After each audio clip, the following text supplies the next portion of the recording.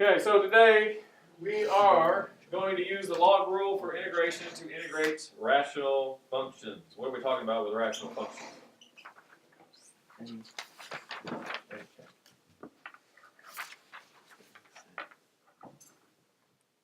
Hello. Rational functions. What are we talking about with rational functions? Once you look through that assignment, see if you can pick up a pattern. What is a rational function? Yes, it's a function that's in fraction form, so that's what we're looking at. So we want to use the log rule for integration to integrate rational functions. Now, whenever we learn how to integrate something, what do we always do first? What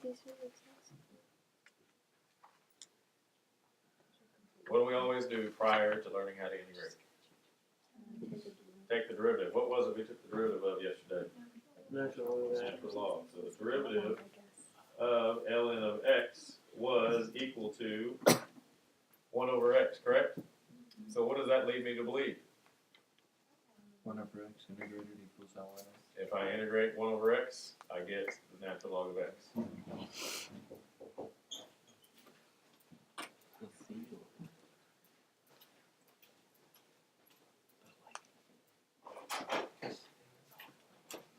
But what's the only thing we're allowed to have inside of a natural log? Positives. So I have to, it's not just going to be the natural log of x, it's going to be the natural log of the absolute value of x. So this is going to be the natural log of the absolute value of x, is what it's going to be. On the second one, I have the integral of 1 over g of x times g prime of x dx. What's going on with that one? You have the chain rule. Right, it's kind of the chain rule for integration. That means I've got a function inside. So what is the integral of that thing going to be? ln absolute. Very good.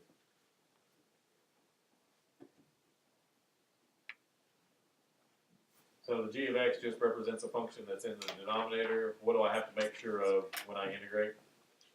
Then you don't get c. On your derivative. I need the derivative of that function to be represented. And it is, that's why the g prime's in there. Alright, so let's move to number 1. What can I do with that 4 on number 1? Move to the front. Move it to the front. That leaves me with 1 over x. What's the integral of 1 over x?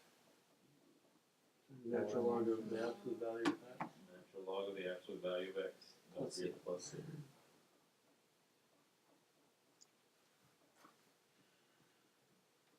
Okay, on number 2, there's nothing to move. So where will that integrate to?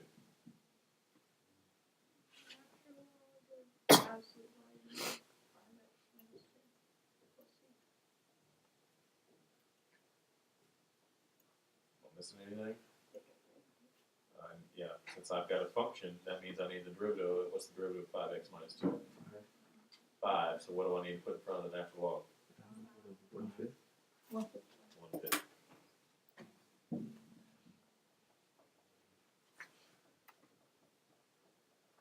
Okay, the next one, number 3. What do I do with 4? Put it out front. Then what?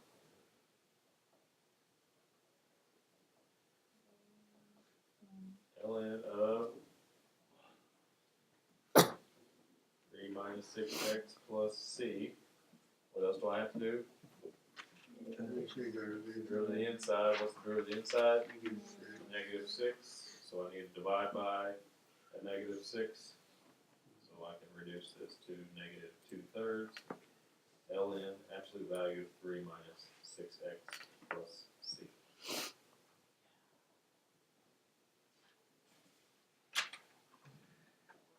Alright.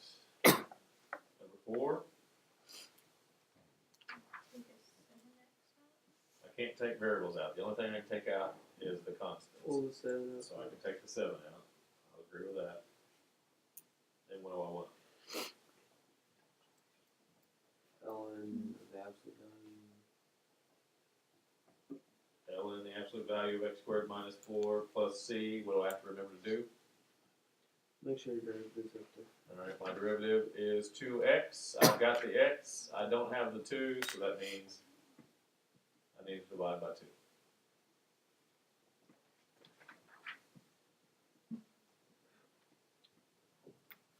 Everybody okay so far? The x is represented in the derivative. Because the derivative of x squared minus 4 was 2x. If it matches up, then I don't have to worry about it. I only have to worry about stuff that doesn't match. The only thing that doesn't match is the 2, so that's why I've got to put that.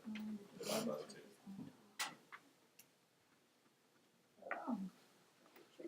2. Alright, number 4. I have the integral of cosine over 2 plus sine.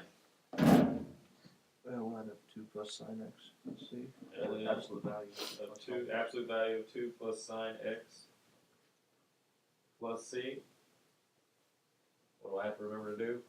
I take the derivative. Derivative of the inside. What's the derivative of the inside? Cosine. Cosine. It's got to match, so that means I don't have to do anything to it. Alright, number 5. We do not know how to integrate tangent or cotangent prior to today, but with what we've learned today, we should now have the ability to integrate tangent and cotangent. What do you think I need to do to number 5? Very good, Courtney. Tangent is equal to sine over cosine. So then what do I do?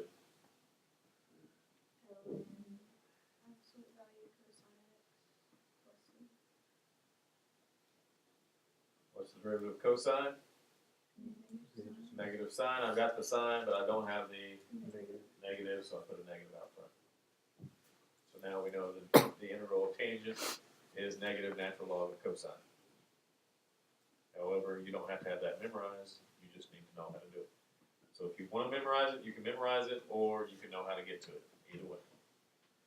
All right, so number 6. What do we do with 6? Change it to cosine 3x over sine of 3x. All right, then what?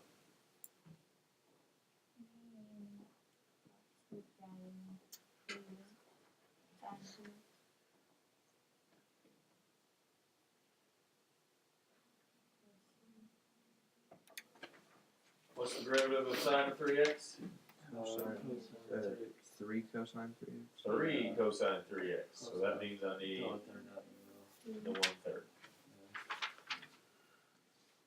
Next page. I don't like this one. Number 7, I have the integral of x over the square root of 16 minus x squared.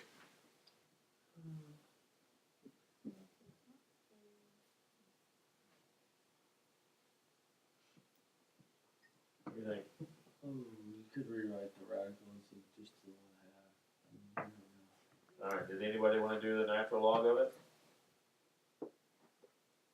No, Why not? I don't know. Oh, yeah. That's something I might want to do, but I run into a problem. Why do I run into a problem if I do the natural log of the square root of 16 minus x squared? Just, because you don't want What do I have to do with what's inside the natural log? to. You gotta Take the derivative. Is the derivative of that thing going to be represented? No. No. So that means I need to figure out something else to do. So what do we usually do when we've seen a problem like this before? What do we do with it? Move to the top. Move it to the top. I know.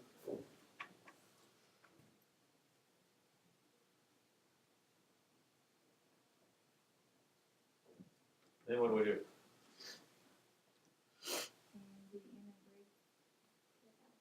Integrate the outside. So 16 minus x squared stays there. My new exponent is 1/2. Divide by the 1/2, which is the same thing as multiplying by 2. Then what do I have to do?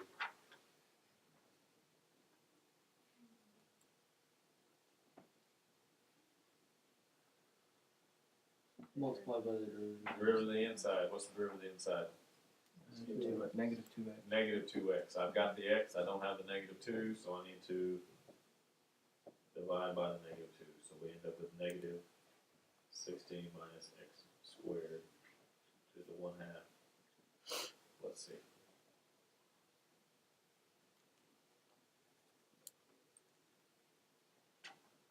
Number 8. Situation on number 8 is anytime you see natural log, you have to integrate what's on the outside of the natural log because we do not know how to integrate the natural log. So anytime you see a natural log, you need to integrate what is on the outside of it. So what's on the outside of the natural log? The 4. So that means it's going to be natural log of x to the 5th over 5. What else do I have to do? So with the x. Derivative of what? What's inside? What's inside? What's inside? The The natural log. What's the derivative of the natural log? 1 over x. So is it represented? Yeah. Yes. So I'm good to go on that.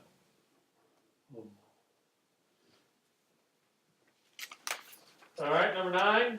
I have the integral of x squared minus 2x plus 1 over x. Move the x back to the top. Move it to the top. Yeah. All right. And distribute it. And distribute. Yeah. So if I do that, x squared times x to the negative 1 is what? X minus Just 2 x. plus x to the negative 1. X times x to the negative 1, those two cancel, which gives me 2. And then I have plus x to the negative 1. What else? How do I want to think of x to the negative 1? 1 over x.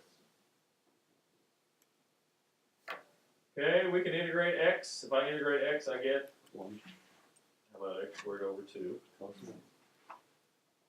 If I integrate 2, I get 2x. And if I integrate 1 over x, I get ln the absolute value of x. I like derivatives better. All right, now we're going to finish up with some definite integrals. So on number 10, I have the definite integral from 0 to 4 of 4 over 2x plus 1. So what do you want to do?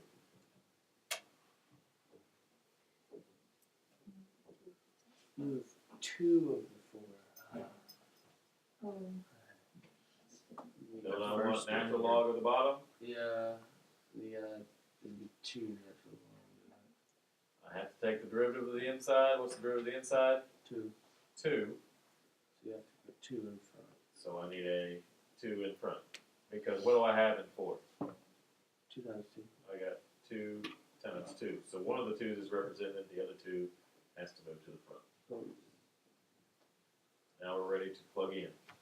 So the 2 is going to stay there. I plug in 4. 4 times 2 is 8. 8 plus 1 is 9. Now I can drop the absolute value here. Why can I drop it?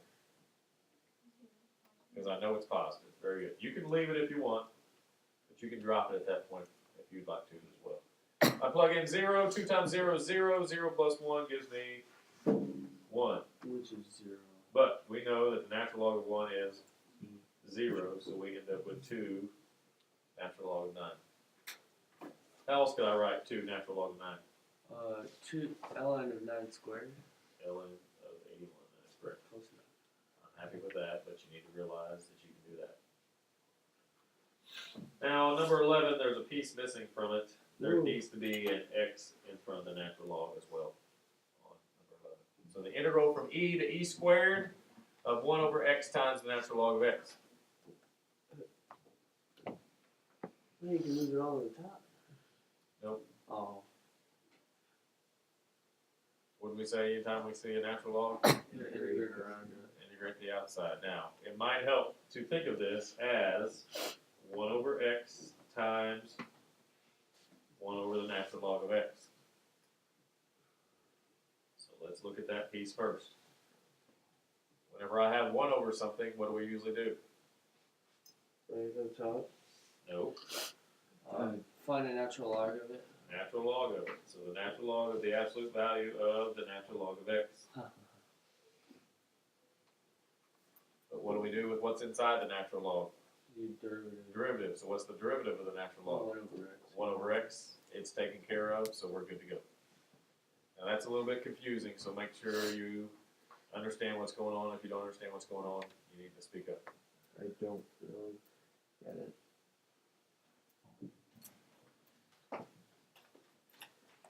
Alright, anytime I'm integrating a rational function, okay, one approach is to take the natural log of what's in the bottom. So I'm going to take the natural log of what's in the bottom, which is the natural log of x. Okay?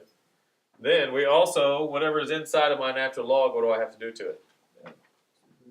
Take the derivative of it. What is the derivative of the natural log of x? 1 over x. So it's represented here. So that means everything's good to go. This is what I have. I'm going from e to e squared. Now all I've got to do is plug in. So I plug in e squared, natural log of the absolute value of the natural log of e squared, minus plug in e, natural log, absolute value, natural log of e. What's the natural log of e squared? 2. 2. So this becomes the natural log of 2. And then 0. And the natural log of e is 1. 1, so that makes it the natural log of 1. And we know the natural log of 1 is 0. So we end up with the natural log of 2.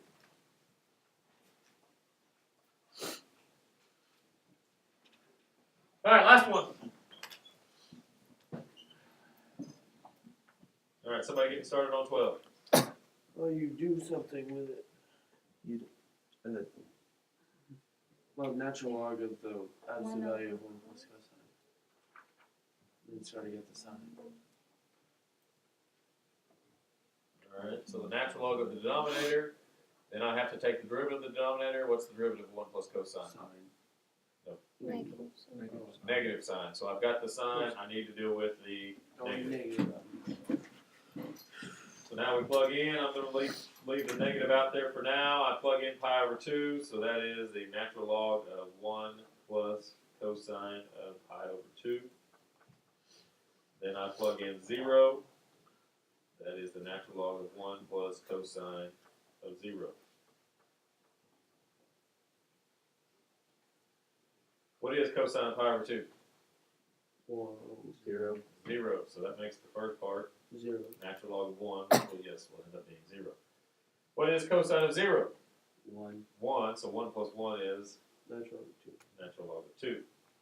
And as we said before, the natural log of 1 is 0, so I got a negative and a negative, which means I end up with the natural log of 2. Again. So there's 2 things we need to know from today. If I'm dealing with a rational function, what's one approach I can do with if I'm integrating a rational function? Rational. Look for natural log. Take the natural log of the denominator, and what do you have to do with the denominator? Take the derivative. That is one approach when you're dealing with a rational function. As we found out, though, it won't always work. Okay, it's just one option. So you need to keep that in mind whenever you're dealing with an integral of a rational function. Natural log of the denominator times, and you need to multiply by the derivative of it. The other thing is, anytime I have natural log inside of an integral, what do I have to do? Integrate out. Integrate the outside of it. So those are the 2 things we need to take away from today.